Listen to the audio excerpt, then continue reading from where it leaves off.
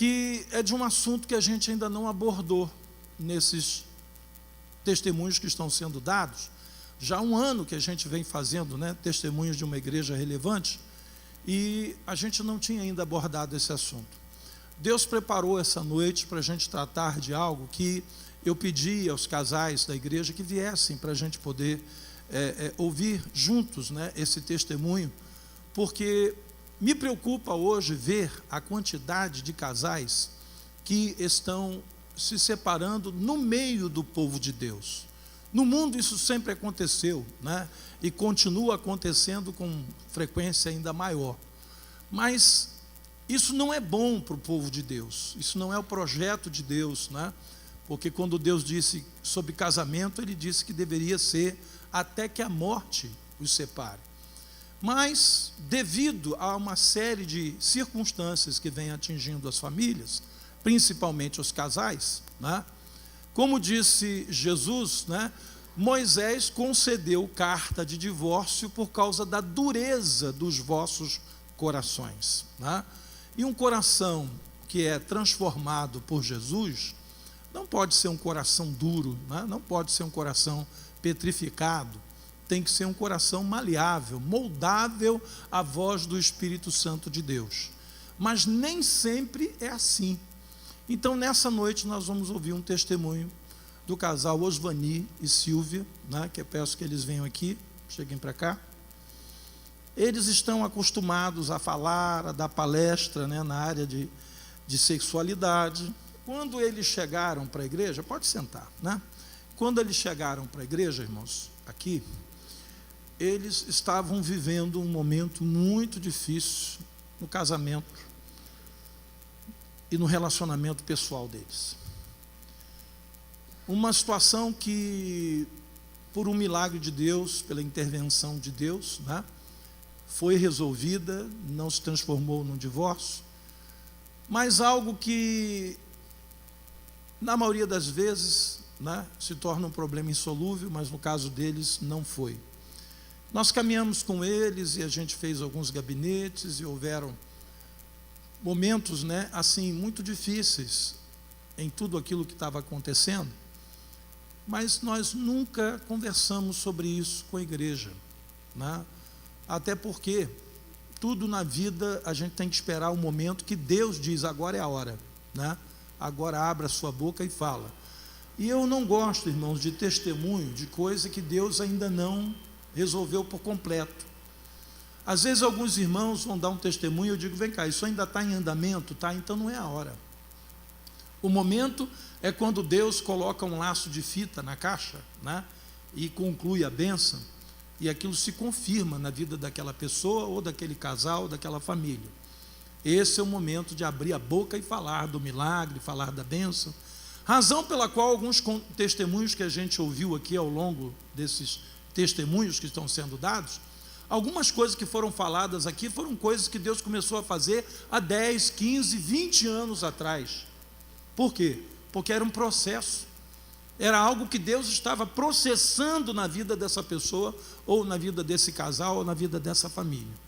E hoje vocês vão tomar conhecimento, né, do que Deus realizou na vida do Osvani e da Silvia, e que mesmo nas palestras, nos encontros, né, nas experiências que eles ministraram para casais, no Ministério de Casais, eles nunca se sentiram autorizados por Deus a tocar nesse assunto. Mas hoje chegou o momento, agora chegou a hora, né? Então eu quero deixar, hoje eu não vou fazer pergunta não, irmão. Eu vou ficar aqui de assistente igual vocês. Eles é que vão abrir o coração hoje. Boa noite. Está alto. Paz, queridos. Como o bispo falou, né, sobre os testemunhos que já aconteceram até aqui, mas desde o início, lá do primeiro testemunho com o irmão Bebeto e a Tânia, eu sentia no coração já Deus começando a cobrar a gente falar sobre o que nós vamos falar aqui. Eu poderia falar de várias áreas também, como passaram aqui, de livramentos, de saúde, de financeiro, que eu tenho história em todas essas áreas. Mas a gente resolveu, né, o bispo, resolvemos juntos, eu acho, de confirmar essa área do casamento. Confesso a vocês que... A gente estava escrevendo o testemunho deles e a gente parou no meio. E a gente, tipo assim, rasgou tudo que fez, porque não era isso que Deus queria falar. sentados e conversando, a gente ouviu de Deus, olha, não é isso. O testemunho não é esse. Né? É o que eles vão falar nessa noite. E nós confessamos, eu falo o nome dela também, que está sendo bem difícil. Nós não temos muito problema com o microfone, com o público, mas hoje, como o foco é a nossa vida, e nós sempre fomos muito reservados com relação à nossa vida. Tem uma reclamação, minha mãe e minhas irmãs estão aí, né, que a gente sempre foi muito fechado, não falava muito a respeito das coisas. Então, hoje a gente falar da nossa vida pessoal, íntima, que a gente nunca teve muita liberdade de falar sobre isso, está sendo bem difícil. Mas nós acreditamos, queridos, desde o início, quando foi marcada a data, que pessoas estariam aqui que precisam ouvir sobre o que nós vamos falar. E a gente começou até a orar a respeito disso. Deus, leva as pessoas que precisam ouvir o que nós passamos, para que elas não passem. Aí nós sabemos, né, que, como o bispo falou, que muitas pessoas aqui precisam de ouvir um pouco a respeito dessa área. Então, que Deus abençoe, e de repente a gente vem para um testemunho esperando assim, uma coisa hiper, mega, né, top, diferente, de anormal. Talvez alguns aqui saiam daqui, pô, só isso. Mas se você sair dessa forma, saia pelo menos orando por pessoas que estão aqui, que precisam de ouvir sobre o que nós vamos falar. Amém? Eu gostaria de assim, reiterar o que ele está falando, porque eu estava comentando com ele, ele concordou comigo, de que a gente tem um certo costume de falar, mas eu nunca fiquei tão nervosa, tão tremendo, porque é uma luta espiritual. Não é só na área física, não é só aqui. Quando a gente vai abrir a boca para contar aquilo que Deus fez na vida da gente, o diabo não gosta. E nós oramos que, se não fosse para a gente falar para a glória de Deus, eu não quero falar. Nós não íamos falar. Mas Deus confirmou que era para a gente poder falar isso.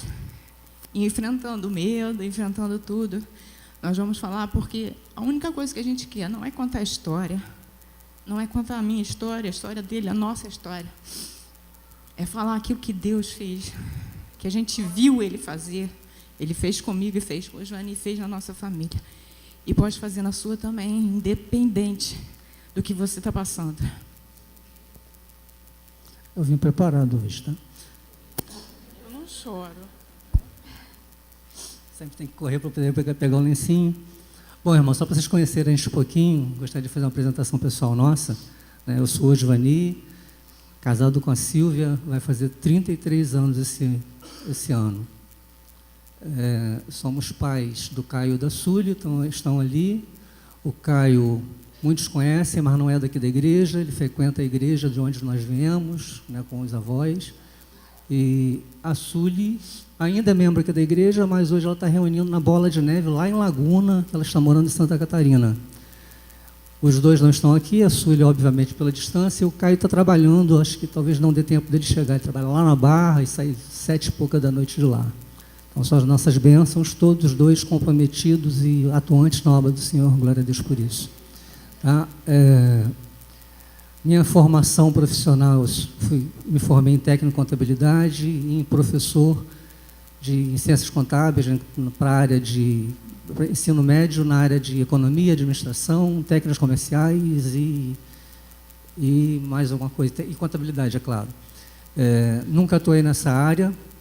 Hoje eu trabalho por circunstâncias, né, eu estou falando para vocês entenderem um pouquinho, quem nos vê aí pelo corredor. Hoje eu trabalho com transporte escolar e também a gente tem um espaço que a gente aluga para festa. Sílvia, né, é formada fez técnico em secretariado, né, foi professora de inglês no CCA, hoje é professora do INOV de biologia e também trabalha com transporte escolar. Né, os dois, cada um temos um carro e trabalhamos nessa área. Fomos criados na igreja, tá, irmãos? A gente sempre, desde pequeno, nos conhecemos na igreja, filhos de pastores, né, futuros pastores, e onde nós aprendemos muitas coisas na igreja anterior, e desde 2004, mais precisamente desde o dia 19 de agosto de 2004, nós frequentamos aqui a igreja, nos tornamos membro. no dia 15 de abril de 2004, foi a primeira vez que nós entramos nessa igreja, sentamos ali na direção do relógio, no lado do irmão Nilo e a irmã Zélia, e foi o dia que Deus falou, esse lugar passa a ser o lugar que vocês vão frequentar. Depois, mais na frente, se der tempo, a gente fala um pouquinho a respeito disso. Tá? Somos nós, trabalhadores na obra do Senhor, e aqui, hoje, nós servimos. Na verdade, nós já servimos um monte de coisas aqui, né? Nós já fomos para aqueles, os mais antigos, os mais novos. Nós já fomos da música, eu tocando baixo, o Silva tocando teclado. Nós já fomos da primeira formação do grupo coral, né? Do grupo coral que existe hoje, nós inauguramos o coral. Fomos dos casais, nós ajudamos ainda um pouquinho ainda. Fomos dos noivos e líderes durante um bom tempo do Ministério Mais, que é o Ministério de Apoio à Sexualidade Sadia. E hoje nós servimos como diáconos no culto de domingo à noite, onde vocês sempre nos veem. Amém? Faltou alguma coisa? Tá. Bom, queridos, nossa história. Deixa eu voltar um pouquinho lá no passado. Eu sempre fui muito tímido, muito introvertido. Silvia, diferente, ela é mais extrovertida, mais alegre, sempre mais comunicativa. De repente, vou assustar minha mãe e minhas irmãs ali, porque talvez elas não conheceram uma face minha. Acho que quem conhece a gente quando jovem, todos diriam, a Silvia deve ser namoradora, o Osvani não. Mas era bem diferente. Né? Silvia não era muito namoradora e eu bastante namorador. Tá? Embora não parecesse, tímido, quietinho, não falava para ninguém, mas desde cedo, né? De 7 anos eu trocava bilhetinhos com as menininhas da primeira série. Com 11 anos eu tive minha primeira namorada, eu com 11 anos, a menina com 14 anos, namoramos 5 meses. Dos 11 ao 14 no ginásio, né, antes de me converter, eu tinha um colega que era bem extrovertido também, eu muito tímido. A gente apostava, a gente escolhia as meninas na escola e apostava quem que ia ficar com a menina primeiro. Né? Então eu não era tão santinho quanto vocês pensavam. Né? Na igreja, eu namorei, a igreja era pequena, tá? Não era igual aqui. Mas namorei não, né? Eu ficava, na nossa época a gente falava ficar, né? Que era só trocar beijinho, abraços, carinhos. Quase todas as meninas da igreja, do colégio. Na verdade, na minha vida só havia uma menina que eu não consegui ficar, né? Que eu não teve jeito. Então era bem diferente do que se parecia. E na faculdade, né, aí já estava namorando, tinha muito assédio, não sei porquê, não era muito bonito, né, muito tímido, mas acontecia isso. Eu estou contando para vocês porque eu, como jovem e crente, mesmo tendo esse comportamento que não é o correto, tá, jovens? Tá, mas eu agia dessa forma, e muitas oportunidades eu tive de ter relação sexual, né, antes do casamento. Mas mesmo antes de me converter realmente, que foi de 14 para 15 anos, eu sabia que a palavra ensinava que a gente devia se guardar para o casamento. E aquilo dali falava no meu coração. Sempre que tinha uma oportunidade, Deus me tocava. Eu cresci dessa forma, depois me converti, aí firmou mais esse desejo no meu coração. E mesmo os momentos que eu estava prestes a ceder, né, Deus, de uma forma sobrenatural, não vou contar aquelas histórias, né, mas tem várias, que Deus não permitiu. Então, eu consegui chegar no casamento virgem, né, puro, para o casamento. Eu não falei lá na apresentação, eu pulei. Vamos fazer 33 anos de casado. Nós começamos a namorar com 15 anos. Com 15 anos a gente rolou um clima, começamos a namorar, não, amor? Aí namoramos 5, 6 meses e o que aconteceu?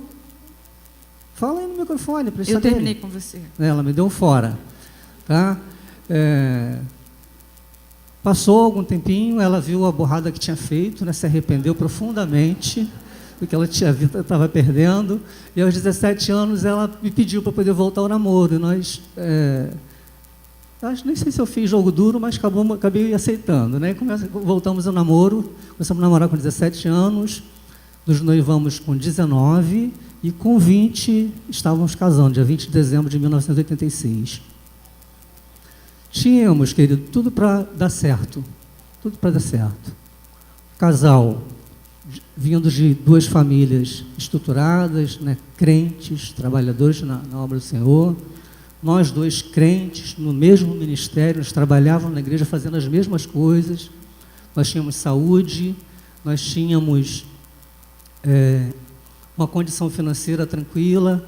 Com 20 anos, antes de nos casar, nós compramos nosso apartamento, um apartamento próprio, com quase 100 metros quadrados, num lugar muito bom. Eu já trabalhava como técnico de contabilidade, ganhava 3 salários mínimos e meio para ir um dia no serviço, e tinha, a partir dos 20 anos, trabalhava junto com meu pai na empreiteira que ele tinha, numa empresa, fazendo a parte administrativa. Então, tinha uma vida bem tranquila na vida financeira também, e fora a afinidade que nós sempre tivemos. Nós nos damos muito bem e nós gostamos das mesmas coisas, até hoje, né? Sempre foi assim. Então, tinha tudo para dar certo. Mas existia um porém, existia um problema que atrapalhou um pouquinho. E aos 7 anos de casados veio a primeira crise conjugal. A gente viu que as coisas não estavam bem, a gente sem conversar com ninguém, a gente não buscava ajuda, a gente tentava sempre resolver entre a gente. E um belo dia a gente falou, não dá mais, a gente precisa separar, cada um tomar o seu rumo. Então, eu, como tinha pedido o pai dela para namorá-la e casar, eu falei assim, eu quero ir lá e explicar ao seu pai o que aconteceu, o que está acontecendo para a gente separar. Nós marcamos, fomos lá, sentamos com ele com muita sabedoria nos ouviu, eu apresentei todas as minhas queixas, tudo que achava de ruim, ela também, e ele, depois ele parou e falou assim, olha só, deixa eu fazer uma pergunta para vocês. Vocês se casaram pelos defeitos ou pelas qualidades do outro? É óbvio que a gente casa pelas qualidades, né? E ele, depois de contar um pouquinho das experiências dele, ele fez um pedido para a gente. Eu quero que vocês vão para a casa de vocês e, durante um mês, vocês foquem as qualidades um do outro. Depois de um mês, se vocês manterem a decisão, eu vou apoiar, eu vou aceitar que vocês decidiram, a Silvia pode vir morar aqui, pode cada um tomar seu rumo. Passou esse mês, nós focando a qualidade um do outro, passou 1 mês, 2 meses, 3 meses, nós nem percebemos, e as coisas melhoraram, e a gente não tocou mais no assunto, durante um bom tempo. Então, é uma grande lição até, queridos, às vezes a gente pensa, a gente olha muito o que a pessoa tem de errado, o que a pessoa está fazendo de errado, foca as qualidades. Mude um pouquinho o foco, você vai ver que tem jeito. Bom, passado aí, essa primeira crise, a gente continuou junto e lá, pelos 16 anos de casado, uns 9 anos depois, agora a situação já não era mais a mesma, em alguns aspectos. A vida financeira, principalmente, tinha desandado. Tá? Eu, com 25, 26 anos, eu já tinha conseguido um alvo, meu primeiro R$1 milhão. Eu já tinha bens, eu era sócio em 3 empresas, com meu pai em 2 e com um colega numa outra. Além da técnica de contabilidade, se eu fazia transporte escolar para passar o tempo quase, praticamente. Mas eu já estava perdendo tudo, eu e meu pai estava vendendo tudo para poder pagar as despesas, então as coisas começaram complicar nessa área. Me apareceu, isso por volta de 2000, uma alergia no corpo que me criava umas bolinhas e me coçava todo, mão, cotovelo, joelho, barba, cabeça, e eu não conseguiria ficar aqui, porque eu ia ficar assim, vocês iam achar que eu estava com piolho, e aquilo, gastando dinheiro, muito dinheiro com aquilo, com médico, com remédio, nada resolvia. Ela tinha que passar toda a noite para melhorar um pouquinho, tinha que passar pomada quase no meu corpo inteiro, aquilo era humilhante para mim. E dentro dessa situação, no ano de 2002, janeiro de 2002, eu até me lembro bem o período, uma coisa que eu fazia sempre, eu orava todo dia de manhã antes de sair, eu orava lá no quarto das crianças, falei assim, Deus, muito obrigado pela minha família, porque apesar de tudo mais estar errado, estar ruim, não está legal, a minha família está comigo. Isso é janeiro de 2002. E acontece que nosso casamento, vocês devem estar se perguntando, pois e aí, o que acontecia? Nós tínhamos um problema no nosso casamento numa área. E o problema que nós tínhamos era exatamente na área sexual. Silvia não tinha prazer na relação sexual, ela não gostava de ter relação sexual, ela eu sabia que ela fazia só para me satisfazer, para me agradar. Ela nunca negou, nunca me recusou, mas para mim, como homem que tinha me guardado para o casamento, né, que tinha toda a expectativa que um jovem tem nessa área do casamento, era muito complicado, né? Eu desejar ter minha esposa, mas não conseguir levá-la ao prazer e saber que ela estava fazendo por obrigação. Então, aquilo me doía muito e trazia outras consequências. Então, a gente foi passando isso e criava incômodos no casamento, né? E uma coisa, por que eu falei do início da minha vida, que eu me casei virgem? Vocês viram que eu não falei dela, correto? Ela não se casou virgem. Na verdade, ela foi estuprada quando a gente tinha 1 mês de namoro, com 17 anos.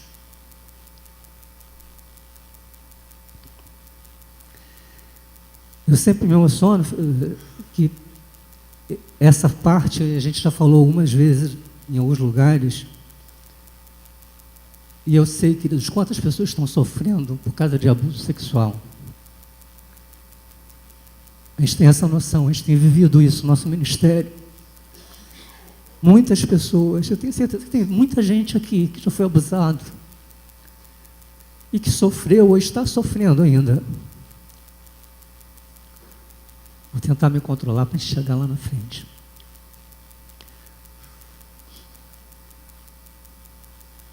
Então, ela foi abusada quando a gente tinha 17 anos, com 1 mês de namoro.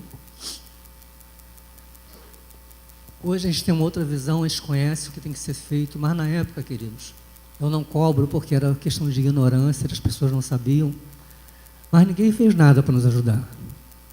Houve aquela primeira comoção nos dias, né, nos primeiros dias, né, as pessoas, os pais, levaram para a delegacia, para o corpo de delito, todo aquele trâmite normal. A igreja orou, se preocupou nos primeiros dias, visitavam, perguntavam como é que estava, mas 1 semana depois, o que foi resolvido, de certa forma, foi que ela não se tocar mais no assunto. Era para se tratar como aquilo ali não tivesse acontecido, ninguém falava mais nada. Ninguém perguntava aí o que está acontecendo, ninguém se preocupou, né, com a mente, com a alma, com o espiritual da Silvia.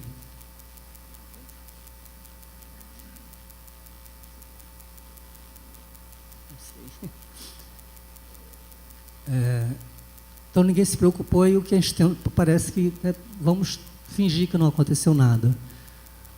Mas tinha acontecido, foi real. Aquilo não foi um pesadelo, foi real na vida da Silvia. Eu tinha uma amiga que morava comigo e ela não convivia bem com a família dela e ela morou um bom tempo na minha casa, comigo, com os meus pais e meu irmão. E a gente um dia foi na casa dos pais dela para visitar ela, para visitar eles, né? Ela via a família dela, para não perder totalmente o vínculo. As duas tínhamos mais ou menos 16, eu tinha 17, ela tinha um pouquinho mais. E aí, quando nós voltávamos da casa dela, meu pai sempre falava para mim assim, não volta de noite, não venha de noite, venha sempre de dia. E aí, nós estava subindo a rua e nós fomos abordadas por 2 homens. E esses 2 homens se identificaram como policiais. Eles estavam armados e, quando ela viu a arma, ela se escondeu atrás de mim. E ele começou a falar, dizendo que estava procurando uma pessoa. E me perguntou a gente se nós conhecíamos essa pessoa. Aí eu falei só de nome, que eu achava que morava na parte de baixo da rua. E aí enquanto ele conversava comigo, vinha algumas pessoas, uma pessoa no mesmo sentido que nós víamos, e aí o outro homem que estava junto com ele foi abordar essas pessoas lá para trás, e essas pessoas de lá mesmo voltaram. E esse outro parceiro dele veio e voltou e continuou a conversar com a gente. Aí ele comentou assim, que era para a gente sair da rua porque ia engrossar ali, né? Poderia sair tiro, coisa assim. Então eles dois levaram nós duas para uma parte mais baixa, assim, de um terreno baldio que nós estávamos. na rua da minha casa, a 2 casas do portão da minha casa. E ele levou nós 2 para aquele lugar. E ali o outro rapaz levou a minha amiga mais para baixo e eu fiquei num outro lugar lá. E ali eles fizeram o que quiseram, o que eles tinham proposto de fazer. E ele colocou a arma na minha cabeça, aqui na posição, debaixo da mão dele. Ele falava, sussurrava no meu ouvido, falando coisas que, enquanto ele fazia o ato, ele falava no meu ouvido, me xingava, me humilhava, me ameaçava, pegava a arma e mexia no meu cabelo, como se estivesse arrumando o meu cabelo. Eu tinha cabelo longo, né? E aí ele ficava com a mão sempre em cima da arma e, às vezes, falava, não faz nada não, não grita não, porque aqui mesmo você vai ficar para sempre. E eu ficava passiva, porque, na verdade, eu pedi ele para não fazer, mas ele não me ouviu. E ele continuava falando baixo no meu ouvido, me xingava, falava, e, vez por outra, falava um elogio, alguma coisa assim, mas sempre me xingando e me humilhando, me insultando, me ameaçando. E ali ele fez o que ele quis, enquanto o outro moço fazia a mesma coisa com a minha amiga. E aí, depois que ele terminou, ele chamou o outro cara e eles trocaram. Aí o outro cara veio para ficar comigo e ele foi para ficar com a minha amiga. E fizeram de novo a tudo. E eu confesso que eu nem lembro como é que foi com a segunda, o que se ele falou alguma coisa. Eu nem lembro. E fez o que tinha que fazer. E como parecia que estava demorando muito, para mim foi uma eternidade. E aquele momento estava... Aí ele foi, gritou e falou para eles irem embora, chamou o outro para ir embora. Aí eles se levantaram e foram embora e falaram, não sai daí não, porque enquanto a gente não sai da rua, se eu ver vocês se levantarem, a gente vai atirar em vocês. E eu fiquei deitada lá, olhando para o céu, que estava extremamente estrelado. Eu nunca vi tanta estrela naquele dia, e eu fiquei estirada no chão lá, quieta, pensando, nem sei em que eu estava pensando. E aí a minha amiga levantou de lá daquele lugar, gritando, chorando, seminua. Ela levantou e foi saindo pelo mato, assim, para entrar na rua e entrar dentro de casa. Eu falei com ela para ela ficar quieta, para ela não chamar a atenção de ninguém. Aí coloquei minha roupa e fui embora. Quando a gente entrou em casa, ela já entrou chorando, ela entrou questionando, gritando, chorando muito. E eu, irmãos, eu não chorei, eu fiquei quieta, ficava pensando. Eu me perguntei por quê, mas assim, não falava. Ela não, ela gritava, ela chorava, ela questionava. E aí nós contamos para o meu pai, para os meus pais. Eu não lembro exatamente qual foi a reação deles, exatamente, se eles falaram alguma coisa, eu não lembro. Eu sei que aí nós fizemos isso que o Johnny comentou, que a gente foi para a polícia para fazer a ocorrência. Aí, chegando lá, nós fizemos a ocorrência, e até foi um caso também bem estranho, porque uma das pessoas estava lá, não sei se é o delegado, levou a minha amiga para uma sala lá, e falou alguma coisa com ela. Aí ela saiu de lá com a cara assustada, chorando. Aí eu fiquei meio também assustada e me chamaram, eu fui lá. Aí, chegando lá, aquele homem, ele falando para mim que a gente tinha inventado aquela história, porque nós éramos isso, éramos aquilo, éramos as garotinhas de programa, que a gente tinha marcado com o namorado para poder transar, e estava inventando aquela história para dar trabalho para eles. Aí eu fiquei também sem, né? O que eu ia falar para ele? Aí eu só falei que não era isso. Aí ele falou, então tá, vamos resolver seu caso. E aí a gente saiu de lá e aquilo ficou rolando por um tempo. Confesso que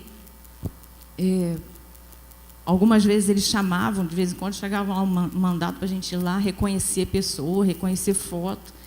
E aquilo se repetiu algumas vezes, aí eu falei que pedi meu pai para poder ir lá tirar a queixa, porque eu não queria mais ir lá ficar vendo aquelas fotos, aquelas coisas. Não estava resolvendo nada, só me fazia lembrar daquela situação, e eu não queria. Aí ele foi e retirou a queixa, para a gente não ter que ir mais lá. Irmãos, eu confesso que aquela situação, para mim, naquele tempo, foi marcante. Mas é como se eu tivesse pegado aquilo e escondido, guardado, e deixei para lá aquilo lá. Eu não quero saber dessa história. Aconteceu, não significou nada para mim, não conhecia a pessoa, não quero. Vamos viver a vida, vamos seguir em frente. E assim, na verdade, foi feito. Assim que eu tentei encarar, e parece que as outras pessoas, tanto da minha família quanto a igreja de uma forma geral, se comoveu, mas também a postura foi essa. Interessante que a única pessoa que deu uma palavra para ajuda foi uma pessoa da família que chegou para ela, ofereceu a seguinte ajuda: se preocupa não, se você engravidar, a gente resolve fácil, né? Com certeza oferecendo para um aborto, no caso da gravidez. Queridos, então a gente tinha essa situação no nosso casamento que incomodava, né? Me deixava inseguro, me deixava, né, preocupado, né, triste com não conseguir dar-lhe prazer. Durante a relação sexual, ela não deixava que eu falasse nada. Às vezes que eu tentava fazer, ela tapava minha boca. Eu achava, né, até então a gente não era consciente. E umas 2 ou 3 vezes que eu tive coragem de perguntar a ela se tinha a ver com o estupro, ela sempre falava, não tem nada a ver, não deixava nem eu terminar. Eu nem lembro daquilo. E não deixava nem terminar a pergunta direito. Então, eu para não incomodar, né, não de repente desrespeitá-la, deixava para lá. Mas eu achava que tinha alguma coisa relacionada a isso. Até no período de namoro, depois que aconteceu isso, era muito estranho, porque eu tinha dia que eu ia namorar, e chegava lá, ela estava muito, né, como é que eu digo, estou fugindo da palavra, mas muito dada, né, muito, né, e o namoro até tendia a ser mais, né, além da conta, e outros dias ela estava super recatada, no dia seguinte. Eu achava até estranho aquilo, e eu tive até para terminar com ela umas 2 vezes, que eu falei, pô, essa garota não está batendo um dia, está um jeito, outro dia está no outro, e não entendia. E no casamento, até na questão da relação sexual, como, né, eu sabia que ela não gostava, eu fiz um trato com ela, falei assim, olha só, o dia que você quiser, você me procura. Eu nunca procurava, para poder eu saber que ela não gostava, mas aquilo me fazia mal. Eu, como homem, né, aquilo me incomodava. Então, a gente passava a agir dessa forma, ao mesmo tempo eu percebia uma outra coisa, convivi com isso esses anos todos, que eu percebia que qualquer pessoa que chegasse ela e fizesse um elogio, ela se derretia toda, homem ou mulher. Né? Então eu tive até casos de meninas que de repente elogiavam e ela largava qualquer coisa para estar com aquelas pessoas. Né? E eu achava aquilo estranho e me deixava mais inseguro ainda. E a insegurança trazia uma outra coisa, né, que era o ciúme. Então eu passei a ter ciúmes, né, ficava preocupado com a atitude dela, o que ela está fazendo. E o ciúme traz uma outra coisa, uma vez que eu estou com ciúme, ela não está me agradando, ela está fazendo uma coisa que não está me satisfazendo, está me deixando mal, eu acabava não fazendo o que ela precisava, que era os elogios. né? Então, uma coisa puxa a outra, e às vezes a gente passa a viver isso dentro do casamento, né? A gente deixa de elogiar, deixa de, né, demonstrar o nosso sentimento, e ao passo que outra pessoa precisa disso. E aí, assim, as coisas foram, né, novamente piorando, e nessa fase, já em fevereiro de 2002, né, acontece mais uma crise, né? E aí houve infidelidade entre a gente. E essa infidelidade foi da minha parte.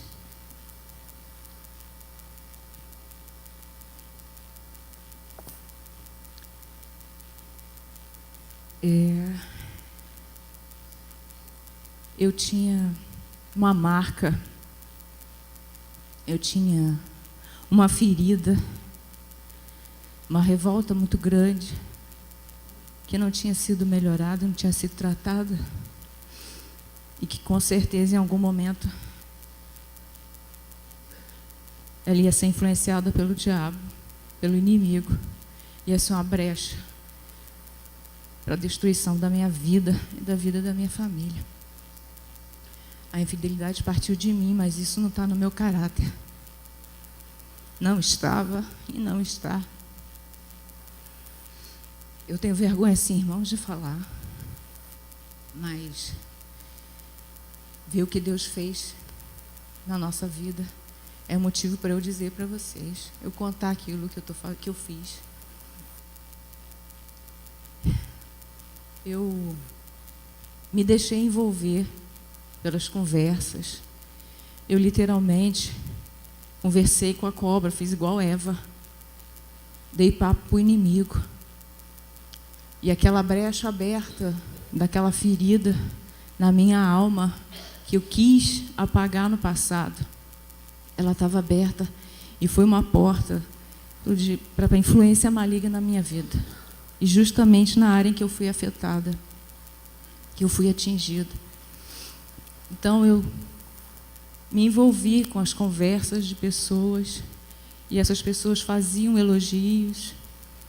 Eu tinha necessidade de ouvir palavras que elevavam a minha estima, que me trazia alguma coisa alegre, que me preenchia, sei lá, de alguma forma. Não era eu, na verdade, eu entendo que não era eu, sabe por quê? Porque eu tinha o temor do Senhor no meu coração, eu tenho o temor do Senhor no meu coração, eu conheço a palavra, eu era atuante na casa do Senhor. Mas eu era influenciada, porque eu tinha uma ferida não tratada.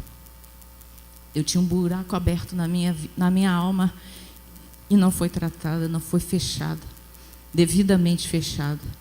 E sempre que tem uma brecha dessa, o diabo vem com uma conversinha de que o seu problema talvez possa ser resolvido extraconjugalmente, né? Que você tinha um problema no relacionamento com o seu marido. E alguém vem e diz assim, olha, será que o problema é com você mesmo? Ou você casou com a pessoa errada? Sim. Será que uma outra pessoa não resolveria isso? Aí sim, Satanás coloca essa pessoa muito lisonjeira, né? E vem com aquele canto da sereia, aquele papo de serpente, que às vezes é o que acontece com a maioria dos casais, tanto com o homem quanto com a mulher. Exatamente. E essas conversas eu fui me deixando levar, e por muitas vezes, irmãos, e eu tinha consciência disso, eu queria parar, eu chegava em casa, eu orava, pedia perdão a Deus, e falava que não ia mais deixar aquilo acontecer, que eu não ia mais permitir que aquilo acontecesse. E quando eu me via, estava lá de novo, ouvindo as mesmas conversas, permitindo que aquela conversa entrasse na minha mente. E era assim, eu permitia que aquilo acontecia e ao mesmo tempo eu estava envolvida com a obra, trabalhando, e era uma luta dentro de mim. Eu não conseguia dar um basta naquela situação. Até que um dia o laço foi mais forte do que eu. E eu acabei me envolvendo com a pessoa. E eu digo, irmãos, com muita vergonha, eu sinto muita vergonha. Eu sinto por ter levado a minha família quase à destruição. O que eu fiz, o que eu permiti acontecer, na verdade, o que eu não tive força para evitar, tinha sentenciado a minha família à destruição. Eu tinha esfaqueado o Osvani. Eu tinha lacerado o coração dele. E indiretamente aos meus filhos e à minha família.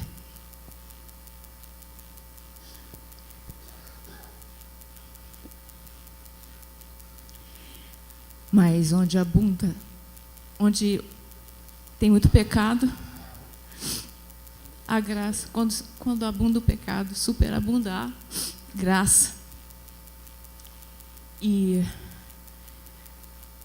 Deus operou de uma forma milagrosa, restaurando a minha vida, restaurando a minha casa, colocando na minha vida, me mostrando o Osvani como um vaso para me curar. E eu dilacerei a vida dele com o que eu permiti acontecer. Não foi o meu querer, irmãos, não foi o meu querer, mas foi a envolvência, foi a influência, foi estar envolvida com uma ferida não tratada, com uma coisa tentada ignorar, e sendo porta aberta para o diabo, por influência maligna. Não é possessão, irmãos, é influência. É ser levado a fazer coisas, mesmo estando atuando na igreja, mesmo tendo conhecendo a palavra. Então não ignore. Se existe alguma coisa, se em algum momento você foi ferido lá no profundo da sua alma, em qualquer tipo de abuso, qualquer tipo de violência, não se prive, não se guarde. Não guarde isso para você. Não siga o meu exemplo. Não se feche. Se abra para Deus primeiro, e Deus vai mostrar a você o que você deve fazer. Eu não tive força de fazer isso sozinha. E sozinha a gente não consegue, você não vai conseguir.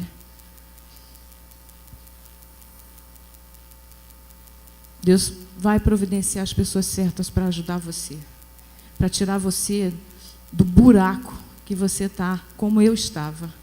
Porque eu fui lá no fundo do poço e estava puxando a minha família junto. Como eu disse, eu quebrei, eu massacrei eu fiz a minha casa um caco. Mas Deus pegou esses cacos, juntou e refez o vaso e encheu de novo de azeite. E por isso, irmãos, eu estou aqui, não estou aqui para contar historinha, não. Eu orei muito a Deus para estar aqui para falar isso para vocês. É a primeira vez que eu falo isso em público. Mas eu tive muito medo, na época, de falar. Mas o pouquinho de coragem que eu tive para contar, confessar depois e tentar consertar, aquele pouquinho de coragem, Deus usou para poder fazer hoje o que a gente faz, para eu poder hoje estar aqui falando para você de que não existe nenhuma situação que Deus não possa resolver. E a gente vê casal se separando por tão pouco, né? É triste. As pessoas não querem pagar preço. A pessoa que acha o mais fácil vai para o seu lado. Você me traiu, você cuida da sua vida, eu vou cuidar da minha. Essa não é a mais fácil. Isso é uma prova de covardia, desculpa. Isso é uma prova de covardia para mim. Porque você não quer lutar por uma pessoa que você escolheu. Tinha milhões de pessoas para você escolher, escolheu uma para casar, para estar junto. E por circunstâncias que às vezes está fora do seu alcance resolver, é sobrenatural, você precisa de ajuda. E se entrega. Se entrega. Não entrega, não. Não desiste, não. Não desiste. Lute. Um pouquinho de coragem e fé. Tenha temor à palavra. Isso são duas coisas que até comentei com o bispo. para a gente estar aqui hoje e para ter o concerto lá na época, teve que ter um pouco de coragem e muito temor à palavra. Reconhecer, porque eu conhecia a palavra. Eu conhecia a palavra. Eu era crente e sou crente, mas eu tinha um problema. Eu era marcada e tinha que ter sido tratada, tinha que ter sido consertado, liberta, curada, e não fui. Não é uma justificativa, mas foi o meio que aconteceu. Bom, não preciso falar que, nesse instante, meu mundo... um mês antes eu orava agradecendo pela minha família, um mês depois, em fevereiro de 2002, eu descubro, né, essa traição. E a gente vive numa sociedade machista, irmãos, que a gente normalmente, alguns até aceitam, não é para aceitar, é errado, mas alguns até aceitam a traição do homem, mas da mulher é muito difícil. Então, para mim, como homem, foi muito complicado. Agora, perdendo meus bens, sem saúde, e agora minha família. Eu, literalmente, né, até minha alergia me fazia ter vontade de me coçar com um caco de telha. Eu me lembrava de Jó, falei, meu Deus do céu, estou perdendo tudo na minha vida. Mas, ao mesmo tempo, queridos, agora eu sou confrontado com aquilo que eu pregava, com aquilo que eu acreditava. O bispo falou no início, o casamento é para ser para sempre. Divórcio é para os duros de coração. O Ezequiel fala que a gente, quando se converte, Deus tira um coração de pedra e coloca um coração de carne. E eu me perguntava, que crente é você? Seu coração é de pedra? Ou Deus te transformou? Você é capaz de perdoar com perdão do Senhor? Né? E com muita dificuldade, né? Muitas incertezas, né? Sem saber o que estava acontecendo. Até então, eu não ligava uma coisa com a outra. Para mim, eu já tinha perdido, ela não gosta mais de mim. Era esse o problema. Mas eu decidi duas coisas. Perdoar o que quer que fosse que ela tinha feito, com quem fosse, quando tivesse sido. E segundo, reconquistá-la. Eu achava que tinha perdido, né? Pensei que fosse simplesmente questão de sentimento. E eu decidi isso e chamei ela para conversar um dia. Entramos no quarto, depois que as crianças deitaram. E falei com ela, olha só, uma coisa muito séria para falar com você. A primeira coisa é o seguinte, seja o que for que você tenha feito, eu te perdoo em nome de Jesus. E segundo, né, porque eu sei que eu descobri que o que está acontecendo, se você quiser, eu estou disposto, eu vou te reconquistar, eu vou fazer o possível para te reconquistar. E naquele dia, naquela hora, queridos, ela falou uma frase estranha que eu não entendia. Ela falou, ainda bem que você descobriu, eu não aguentava mais isso, eu te amo, me ajuda. Como eu falei, eu não entendi aquilo, que negócio é esse? Ainda bem que eu descobri, me ama, quem ama não trai, é o que a gente fala e pensa, né? Que negócio é esse?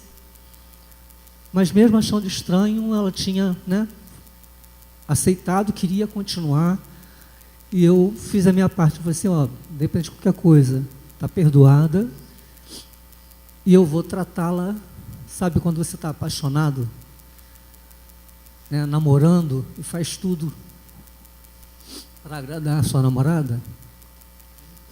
Coloca o dobro nisso daí, eu fiz muito mais, eu fiz o que podia e o que não podia fazer, duro, sem dinheiro, não podia comprar um presente, podia chamar para sair, eu fazia, né, eu fiz algumas vezes, a gente fazia o jantar em casa, arrumava uma mesa lá especial, diferente, botava roupa, né, trajes de sair, e eu ficava em casa mesmo.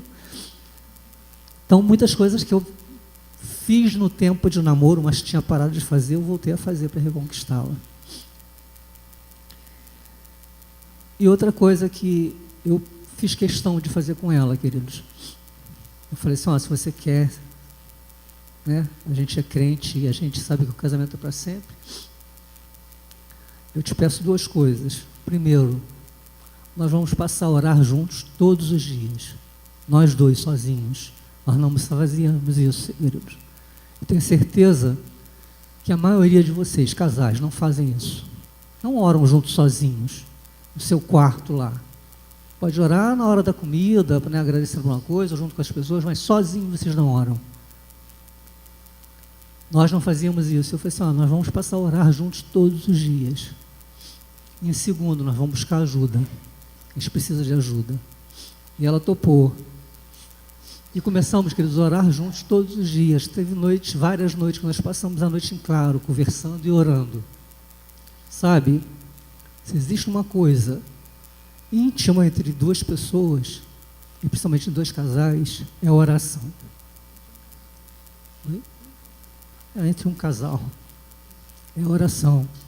Ficar nu, fisicamente, é fácil. Agora, quando você se coloca de Deus todos os dias, colocando aquilo que você sente, que você pensa, que você deseja, você fica nu da sua alma. E aquilo, como aquilo me ajudava, que eu via nas orações dela, o desejo de conserto, via autenticidade naquilo que ela queria. E isso nos ajudou demais. Então, passe. Né? Se tem uma coisa para consertar seu casamento, sua vida, né? Mesmo que você não esteja no problema, mas não faz isso, passa a fazer, que você vai ver a diferença. E a outra era buscar ajuda. E fomos atrás, né, agora falar com quem? Nós não tínhamos pessoas que a gente acreditava que fosse, né, capaz de nos ajudar. E, por outro lado, algumas, né, a gente tinha vergonha de falar, não queria abrir aquilo para as pessoas. E eu lembrei de um pastor Walter, da Igreja Batista de São Gonçalo, que era pastor naquela época da família. Ele tinha ido na nossa igreja, tinha feito uma palestra, e um casal, no dia que ele foi lá, comprou um livreto sobre relacionamento e deu de presente para a gente. Eu lembrei daquele homem, fui lá, não vou contar porque do tempo, uma forma, né, Deus providenciou, depois disso, cada pessoa, cada coisa, para poder nos abençoar. E eu consegui o contato com ele a primeira vez, contei toda a minha história, abri tudo para ele no primeiro dia, sozinho. E ele falou assim, olha, Johnny, eu faço trabalho aqui, um trabalho de 9 semanas de acompanhamento com os casais, 1 vez por semana. E se vocês quiserem, eu tenho uma vaga, a única vaga, que o casal que tinha parado de ir. Falei, não, eu quero, vou falar com ela e a gente vem semana que vem. Cheguei em casa, falei com ela, a princípio ela não queria, falei, não vou me abrir com uma pessoa que eu não conheço, eu não sei quem é, não vou fazer isso. Falei, mas você combinou comigo. Aí ela acabou confirmando, concordando, nós fomos na segunda-feira seguinte, chegou lá, né, eu fui com um monte de expectativa que ia chegar lá, né, parece que ele ia abrir a Bíblia, ia tirar um versículo bíblico, e estava resolvido o problema. E o primeiro dia foi horrível, queridos. Nós detestamos aquele primeiro dia. Silvia, então, nós fomos para casa, eu falei, não vale a pena. Ela, não quero voltar mais lá, não vou. Eu falei, não, vamos fazer o seguinte, vamos na próxima semana. Se a gente não gostar de novo, a gente não vai mais. E a gente foi a próxima semana e já foi totalmente diferente. Silvia já, né, ficou super satisfeita. E nós continuamos aquelas semanas, mas sempre falando de coisas normais que a gente até conhecia. E não tocava no ponto, né? Eu esperando, não, ele tem que tocar nesse ponto, na área sexual, que é o problema. E lá na 8ª semana, querido, nós chegamos lá, ele sempre nos atendia numa sala, nesse dia ele nos levou para uma outra sala, ele chegou lá, e falou, seu Joani, fica em pé ali no cantinho, ali, aguarda um pouquinho. E colocou 2 cadeiras, né, uma de frente para a outra, a distância um pouco menor, 1 metro mais ou menos.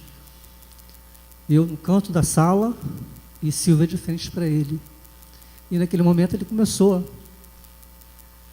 conversar com ela, tratar com ela como se fosse aqueles homens. E pediu perdão a ela, como se no lugar daquelas pessoas. E eu, daquele canto da sala, meio sem entender o que estava fazendo, eu vim da igreja tradicional, eu estava na igreja batista tradicional, e, poxa, o que esse homem está fazendo? O que esse pastor, né? Troço é esse? É regressão? O que é isso? Eu sei que daquele lugar que eu estava, eu via, comecei a ver a fisionomia de Silvia se transformando. Uma aparência de ódio, de rancor, de mágoa. E ela foi se transformando a ponto que chegou, ela partiu para dar um tapa no pastor, o pastor segurou a mão dela, ela caiu em si, e ela desandou a chorar, chorar, chorar, chorar. O pastor deu um tempo, depois me pediu para poder ficar com ela, nós ficamos ali um tempo, depois ele voltou, conversou algumas coisas. Naquele momento ali, queridos, Deus estava realmente começando a fazer uma transformação naquele fato que tinha acontecido lá atrás. Eu precisava de perdão até para aqueles homens que fizeram aquela crueldade, mas aqueles homens também tinham que receber o perdão da parte dela. Foi o começo da transformação. Interessante que um tempo depois, nós nos tornamos amigos desse pastor, e um dia eu encontrei com ele e perguntei: pastor, que negócio é aquele que o senhor fez? Isso é tradicional. Eu fiquei sem entender nada, o que é aquilo? Ele falou: Joani, eu nunca tinha feito, não sei se eu vou fazer algum dia. Mas mesmo tradicional, o Espírito mandou que eu fizesse aquilo. Eu fiz. Né, que foi uma porta para a cura. Nós continuamos buscando ajuda, buscamos, né, começamos a fazer fizemos encontros de casais, casados para sempre, toda a palestra que tinha, livros, né, buscando a cura, né, buscando ser tratados, e ao mesmo tempo, sem saber, Deus nos preparando, nos ensinando para depois a gente começar a trabalhar com os casais. Mas ainda não estava completa a obra, né, existia alguma coisa ainda pendente, e no começo de 2004, né, eu tenho um outro testemunho, não vou falar isso aqui agora, mas Deus me acordou algumas vezes, sempre no mesmo horário. Poucas pessoas sabem disso, o Max ali sabe o horário, né, Max? Lembra que horário? O Max foi uma das poucas pessoas que eu contei. Às 4h16 da manhã, e naquele dia Deus me acordou às 4h16 da manhã e falou claramente: olha, agora ela precisa de ajuda profissional, busca um psicólogo. E vai a gente procurar um psicólogo sem dinheiro, não conhecia ninguém. Aí eu me lembrei do curso de Casados para Sempre, que a nossa líder era da igreja Água da Vida, e o pastor lá era um psicólogo. Aí fui me informar, só que ele dava consulta em Caraí, consulta cara, eu duro, sem dinheiro. Eu falei com ela: poxa, mas não tem como. Ela falou: não, mas ele, às terças-feiras ele atende gratuitamente. Terça-feira ele dá as consultas de graça. E conseguiu um encaixe para a gente lá, e nós ficamos quase um ano fazendo tratamento, porque Silvia ainda dependia, né? O perdão para aqueles homens já tinha sido liberado, eu já havia perdoado, nós já havíamos procurado até as pessoas envolvidas na questão da traição para pedir perdão, ela pedir perdão e a gente se perdoar, eu perdoar a pessoa, que era uma pessoa da nossa igreja, para piorar a situação, né? Mas faltava ela se perdoar pelo que tinha feito. E nós, quando nós viemos para cá em abril de 2004, durante esse tratamento, nós como, né, casal, a gente estava até bem, a gente já não tinha mais problema de certa forma, mas muitas coisas, muitas consequências daquele fato ainda existiam na nossa vida. Né, a forma, inclusive, que a igreja nos tratou depois que a gente saiu de lá, pouco tempo depois, eles fizeram uma reunião com toda a igreja e exporam a gente, falaram tudo o que tinha acontecido e acrescentaram algumas coisas que nem existiam, e sem a gente poder até nos defender, a gente falar a verdade. E a gente vem para um lugar novo que a gente não conhece ninguém, para sentar no banco. A princípio a gente estava acostumado a fazer tudo na obra de Deus, na casa de Deus. É uma outra parte, não vou contar aqui porque a hora está avançada, mas como que tudo foi caminhado, né, se caminhou, a gente voltou a fazer tudo que a gente fazia lá naquela igreja, a igrejinha pequenininha, agora a gente fazia aqui, né, tocar, pregar. Algumas vezes eu tive a oportunidade de pregar nesse púlpito, né, ministrar para os casais e muitas outras coisas que a gente fazia. Então, a gente ainda estava muito ferido quando a gente veio para cá, a gente estava muito magoado, mas uma coisa é certa, queridos, eu queria até frisar isso. Desde que nós viemos para cá, né, se você ouviu alguma coisa da gente, uma palavra, tudo que nós fizemos desse momento, de 2002 para cá, era autêntico, tá? A gente não fingiu em momento nenhum. Vocês conheceram hoje o Aninha Silva, que vocês conhecem hoje, curados, né? Bem um com o outro, tá? E a gente não fingiu em momento nenhum. Então, vocês podem ter certeza disso, que aquilo que a gente recebeu do Senhor, a gente passou a passar para poder curar outras pessoas. Então, e hoje, né, para a gente estar quase chegando no fim, é uma outra situação que está acontecendo muito hoje, a questão do suicídio. E hoje mesmo, interessante que hoje, de manhã, o pneu da Kombi furou, tive, né, com as crianças dentro do carro, tive que trocar, depois fui para o borracheiro, e 7h da manhã cheguei no borracheiro, um borracheiro que eu faço serviço com ele. Ele pegou, viu, perguntou o que eu queria, eu falei, eu quero consertar esse pneu. Ele pegou, poxa, deixa eu falar um negócio com você. Eu falei, o que? Fala aí. Ele pegou, cara, eu estou cansado da vida, eu não quero viver mais não. Eu fiquei assim, o que é isso, rapaz? O que está vendo? Ele, não, eu estou cansado, não quero mais não. Eu falei, não, o que está vendo? Me conta, o que está vendo? Ele falou, não, rapaz, muita mágoa no meu coração. Eu falei, que isso? Mágoa de quem? De quê, rapaz? Calma aí. Ele, poxa, é uma mágoa tão grande que nem Deus dá jeito. Eu falei, não, que isso? E comecei a conversar com ele um pouquinho, aí chegou uns fregueses, aí não deu tempo de conversar mais. E na hora disso, eu tinha que tirar o carro para ele atender as outras pessoas, eu chamei ele em particular e falei assim, olha só, acalma o seu coração. Deus pode tudo, cara. Tranquilize seu coração, não vai fazer besteira. Ele falou, não, rapaz, depois que eu conversei com você, eu já estou diferente. Eu falei, glória a Deus. E depois eu vou voltar para conversar com ele. Mas o que acontece? Estava falando sobre isso daí. Queridos, eu vivi dias terríveis, né? Tinha perdido tudo. Perdido os bens, estava com dívida. A Sully é diabética. Né? No início da diabetes dela, que a gente não era daqui ainda, eu tinha condições de dar o melhor para ela. Todos os medicamentos, tudo, né, bobagens que ela precisava, um pirulito, uma bala diet, que na época não tinha, eu gastava 200, 300 reais há 20 anos atrás, com futilidades para ela poder se sentir bem. Agora eu não tinha mais condição nem de comprar os medicamentos dela. Eu tomei, queridos, remédios para bronquite, uma bombinha, né, outro milagre que Deus fez, quase um ano, sem ter remédio dentro da bombinha.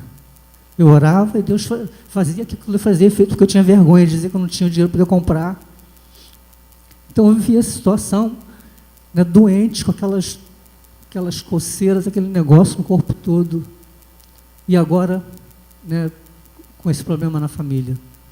Então eu desejava a morte, eu que orava, agradecer pela minha família hoje, todo dia eu orava, pois Deus me leva, faça com que aconteça alguma coisa que eu morra, eu não quero mais viver. É para que ficar todo doente, estou sem dinheiro, não tenho condição de suprir minha família, minha esposa não me ama mais, até então eu achava que não amava. Então a saída é a morte, que pelo menos eu, né, acaba minhas dívidas, depois eu vou explicar para vocês o porém, né, minhas doenças, e deixa ela viver a vida dela com outra pessoa. Então eu cheguei a pensar isso, cheguei até a pensar em tentar contra a minha própria vida.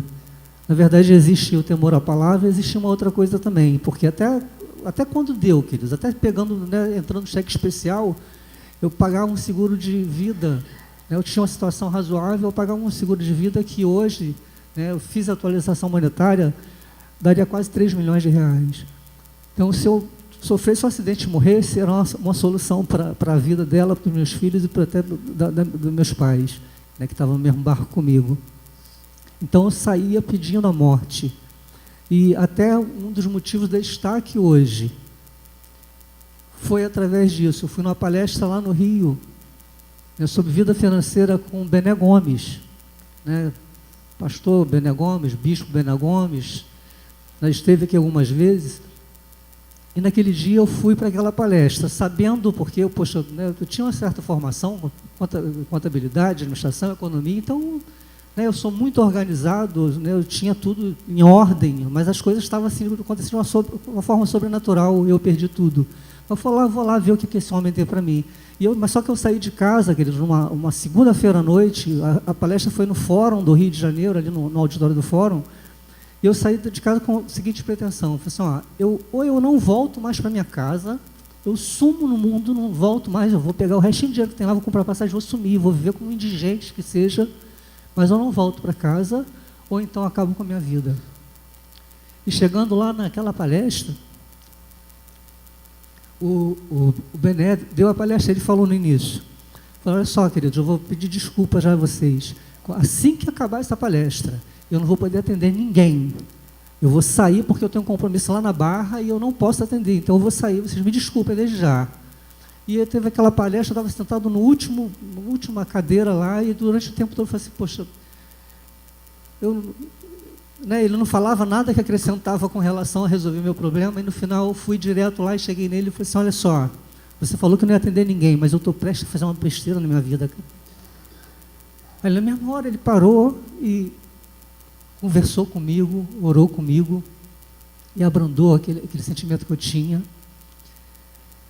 Aí depois eu saí de lá, vim para casa, vim em direção à casa, peguei as barcas, eu tinha ido de ônibus, peguei as barcas, e confesso a vocês que durante aquela passagem ali na Bahia, várias vezes eu pensei, eu vou me atirar aqui, estava de noite, ninguém vai me ver. Na piscina lá de casa eu até consigo me virar, mas no mar eu não consigo, eu vou morrer aqui, ninguém vai saber. E logo depois o telefone toca, a Silvia estava com Sully tinha passado mal, ela estava no hospital aqui, no pronto-socorro. Aí caiu a ficha de vez, falei, meu Deus do céu, o que eu estou fazendo? Minha filha precisa de mim, minha família precisa de mim, tu está comigo, eu vou para casa, eu vou ver minha família. E assim eu fiz. Então, queridos, quantas pessoas estão passando por situações, de repente você está aqui hoje, você está chorando aí por dentro. Nós vivemos dias, querido, lá naquela igreja, do lado dos nossos irmãos, amigos, ninguém percebeu o que eu estava sentindo. Vocês devem lembrar do testemunho da doutora Damares Alves, ministra da Damares Alves, nós temos a honra hoje de falar que somos amigos particulares dela. Ela aqui falou, que ela estava na igreja e ninguém percebeu o que ela estava sentindo no banco, a mudança dela. E naquela igreja, queridos, ninguém percebeu. Ninguém estendeu a mão, poxa, vem cá, o que está acontecendo? Está acontecendo alguma coisa com vocês? Vem cá, eu vou te ajudar. Precisou a gente ser aberto outras portas para que nós fôssemos ajudados. E domingo passado, agora, lá na reunião dos obreiros de domingo à noite, eu dei uma pequena palavra no discipulado, eu falei assim, é importante, irmão e irmã, nós tenhamos empatia, que nós nos coloquemos no lugar dos outros. Rir com os outros é mole. Agora a gente entender, a gente sentir que o outro precisa. Vem cá, meu irmão, eu estou com você, eu te ajudo. Tem aquela música, como é mesmo? Eu falei, você não está sozinho na guerra para lutar. Juntos, lado a lado, nós vamos caminhar. E eu não sei o que está passando na sua vida. Eu não sei nem se eu posso fazer isso, não sei se o bispo queria fazer, mas eu vou rapidamente para terminar. Passar a palavra para a Silvia. Eu não sei o que você está sentindo, por que você está passando. No casamento, na vida financeira, na saúde. Mas saiba, você não está sozinho, queridos. Você está num lugar que eu fui ajudado, ela foi ajudada. Porque tem pessoas, queridos, em cada área dispostas a te ajudar, a passar pela fase que você está passando.